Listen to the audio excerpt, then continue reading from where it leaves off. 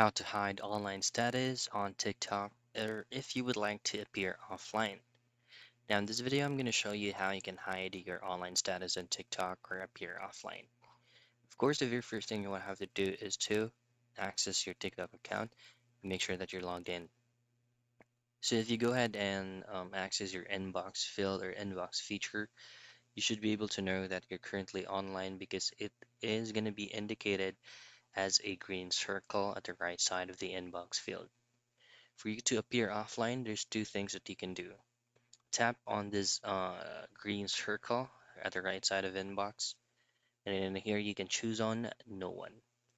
Once you have chosen this, no one can see your activity status, but you can see the activity status of users who set it to public. Now, if that option is not available on your end, what you can do is to head into your profile and then tap on the three lines and then access your settings and privacy. Now, from your settings and privacy, scroll down and then choose on security and permissions. Now, from here, simply scroll down and then under interactions, choose on activity status.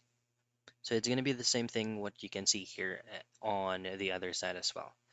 But that's basically it. That's how you hide online status on TikTok or appear offline.